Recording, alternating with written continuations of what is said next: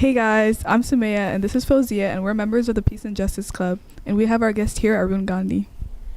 So Arun Gandhi is the grandson of Mahatma Gandhi, and we're here to ask him questions from Madison High School students. Hi. Hi, nice to meet you.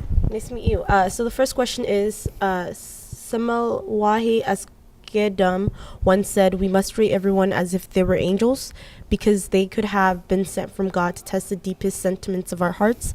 Do you think his ideology matches your own? Yes, I do. I think we are all God's children, and the little bit of God exists in all of us, and when we disrespect each other, we are disrespecting God, and that's the philosophy I believe in, so I think it's ideal, exactly. So another question we have is, someone said, thank you for the suggestion to keep a solution-oriented anger journal. Do you have advice other than keeping an anger journal for people dealing with rage as you did when you were young? Well, I think we need to have that commitment that we want to control the rage, that we want to channel that rage into constructive, intelligent action. And if we make that commitment and the desire to find a solution to it, then we learn to focus on the problem instead of focusing on the person. When we abuse anger, we are beating up a person, whereas the problem remains unresolved. So we need to change the focus. We got to focus on the problem rather than the person. Somebody else asked, what are you focusing on now in life?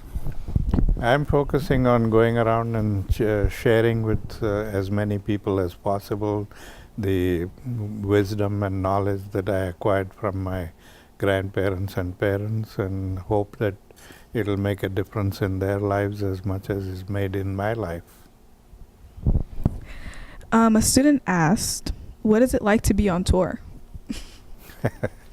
What it's like to be on tour? Well, at 84, it gets a little bit difficult to be traveling so much. I wish I didn't have to, but coming and meeting people like you all here makes it all worthwhile. So it's a bittersweet situation. Awesome. Someone else asks, do you feel like being human requires you to do something specific? Just be respectful. If you are a true human, you would respect everything and be respectful towards each other and respect yourself. Another student asks, why do you think society is mean and uncaring towards the homeless community? I think it's because with the lifestyle that we have chosen, which makes us very selfish and self-centered, and we think that homeless people and poor people have no place in our societies. We want to forget about them and get rid of them. But they are human beings also. The trouble is that they didn't have all the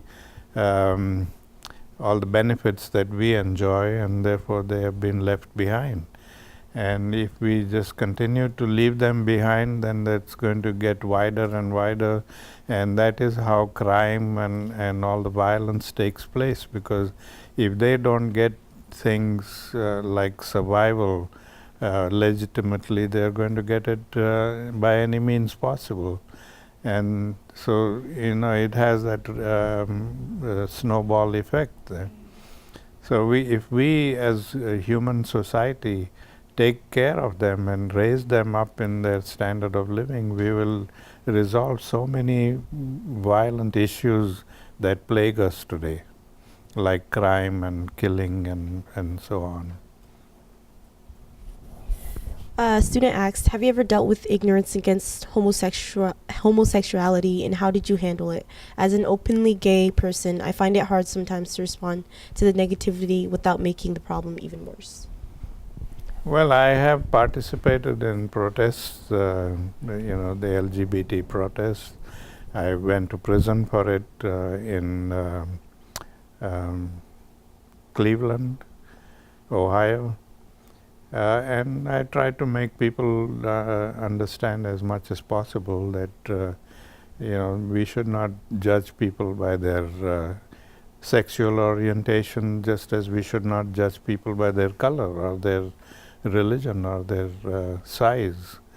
Each one of us has a different way of life, and we should respect that and learn to understand each other. So our ninth grade world history classes are studying world religions right now, and they have been reading your book. And we asked, how can learning about other religions lead to peace and understanding? By learning about other religions, we broaden our perspective. And a lot of the ignorance that we have about different religions leads to all the prejudices and things like that. So it's always good to learn about different philosophies. You may not accept it wholly, but at least you understand it and you learn to respect it. And that's how we can create harmony in society. But as long as we make religion competitive and say that our religion is better than yours and better than anyone else, then we are creating conflicts, and that's what's leading us to all this fighting and wars and all that. So we should just, respect all the different religions and live together in harmony. Cool. So that concludes our interview today. Thank you so much for letting us interview you. It's been an honor. I'm never going to forget this. And yeah. Do you have anything to say? Yeah, one more thing. The Peace and Justice Club did help sponsor to bring Mr. Gandhi here. You guys should really check us out. We meet every Tuesdays during lunch in Mr. Bennett's room. That's B39. Come to one of our meetings and just check us out. Yeah. So that'll be it for today. Thank you.